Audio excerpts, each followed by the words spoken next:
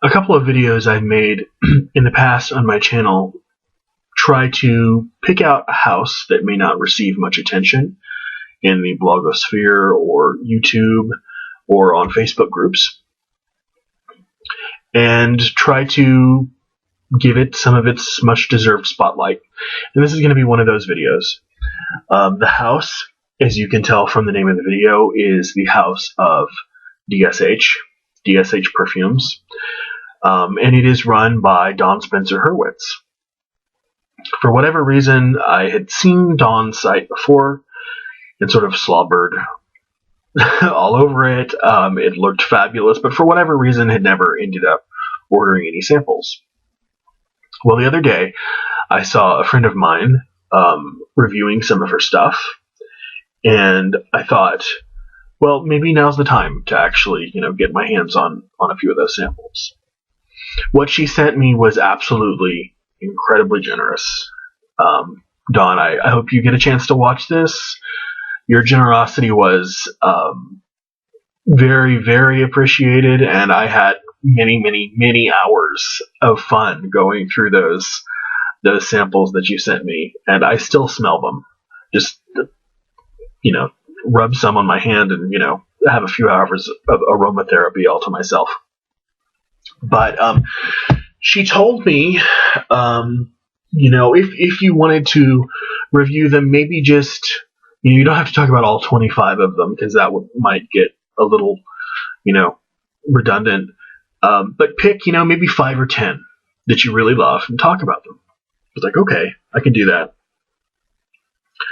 So in this video, I'm going to talk about 2. They're 2 fragrances that really, they don't get much different from one another than this. One is a bright green grassy fragrance, and the other one is a frankincense and myrrh fragrance. So I want to start out with the grassy and green, and it is called, here's the sample, and it is called Agrestic. Agrestic, by the way, and I'll have a word about this in a moment. Many of Dawn's perfumes have lovely names that you might need a sort of extensive vocabulary to quite understand, or you might need a dictionary, or you might need the knowledge of another language.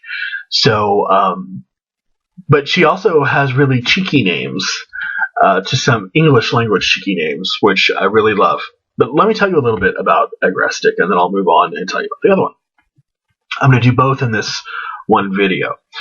So if you're already anticipating summer and looking for something, like I said, fresh, grassy, green, Agrestic might be something to look at.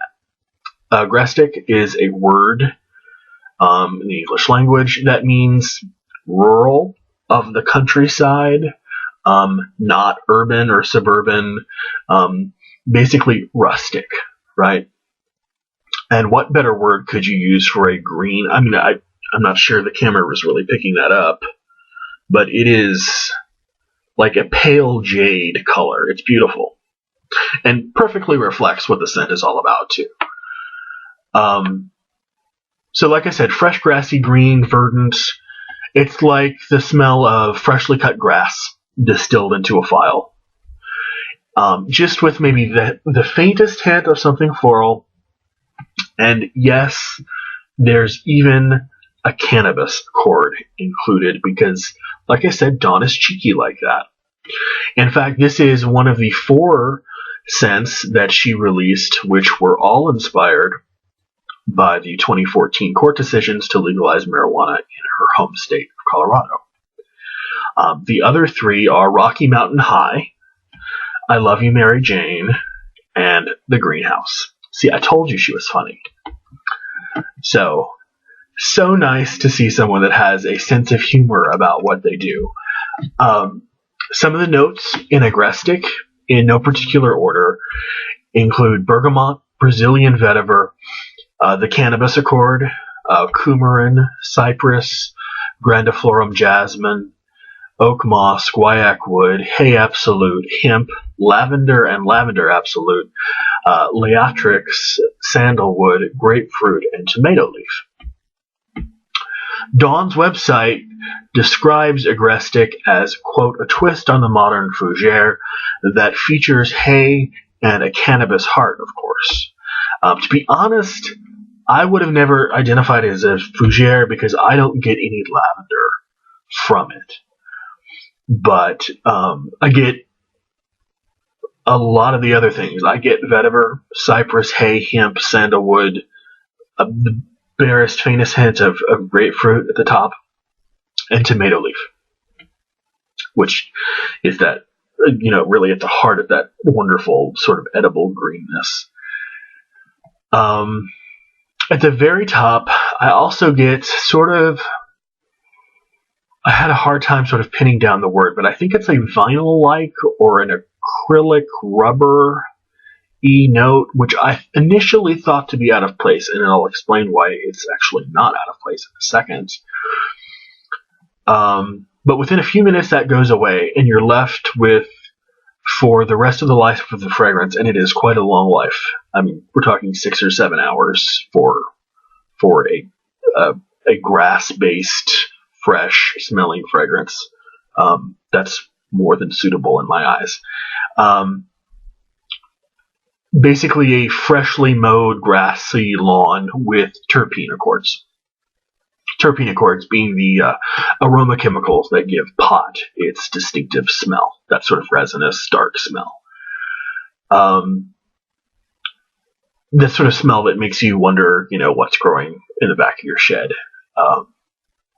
Not exactly dandelions and roses back there, maybe something extra. On second thought, that vinyl, that rubber acrylic smell isn't really out of place at all. The next time you mow, if you have a backyard or whatever, get your face as close as you can to those freshly cut blades of grass.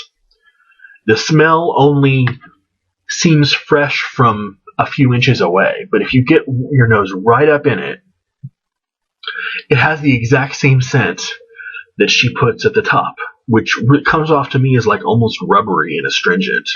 But like I said, it's gone really fast, and it's actually in grass. Not the grass, the cannabinoid grass. I mean, like the real grass that you mow. So I love a perfumer whose scents force you to go back to the natural world and learn something anew about it. That's the kind of perfumer I really love to support and talk about and shine a light on to whatever extent that I can. Another wonderful thing about Dawn Scents is that you're not stuck with 1 or 2 bottle sizes if you choose to order from her. And that's true with any scent, not just Agrestic. She sells each of her scents in about half a dozen different sizes. She does, little sampler 1 and 2, 3 mils, and she does a dram, I think, which is a tiny bit bigger. And then she does, I think, maybe half an ounce, and then 60 mils. So you have tons of choices which suit the needs and the pocketbooks, I should say, of all of her customers. She also gives you different presentations for some of the scents too. Some of them don't just come in a sort of a plain bottle. They'll come in fancier presentations. So if you want something clever, just a little bit cheeky, off the beaten path for a friend or family member who fancies a freshie, then give Agrestic a try. But don't blame me if you get addicted and find it the gateway drug to the rest of her line. Sorry, you knew I had to end on a pot joke, right? Actually, that's not the end. I have one more to talk about. So the other one is Twelfth Night, of course, based off of the play, as far as I know, by Shakespeare. Dawn's website describes Twelfth Night as a dense and foresty oak moss rich design that is also a mildly spiced conifer woody. And in the deepest woods on the darkest night, it is the scent of the solstice. So, I don't get a lot of what you would call freshly cut wood here, but there's enough resin and balsam to engage in hours upon hours of winter daydreaming for me. Notes: you have brown oak moss, East Indian patchouli, frankincense, juniper berry, laurel leaf, also known as bay leaf, and myrrh. Again, in no particular order. When I told Dawn some of my favorite notes so she could sort of curate the samples for me, I told her, here are the notes I like the most, just sort of, send me what you'd think I'd like. And she obviously has this preternatural sense for being able to tell what someone likes. And she can look at notes and sort of just tell, oh, it's, this person will like this. Because, I don't think I could count on one hand the number of things she sent me that I didn't like. Twelfth Night is mostly what I would call a frankincense and myrrh bomb. It is huge. It's big. It's billowy. It's wonderful. It's slightly sweet. And it's also, even though frankincense and myrrh dominate, it's also complex. This is exactly what I would have imagined the manger to smell like on Christmas night after the arrival of the three kings. Of course, gold doesn't smell like anything, but the other two kings who brought frankincense and myrrh, with that sort of hay smell and just warmth and the spirit of Christmas. This is kind of what I think about when I think about the way Twelfth Night smells.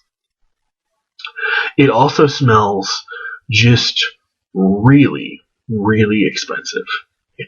It smells like $1 million, and which is interesting because it's actually one of the least expensive fragrances in her men's line.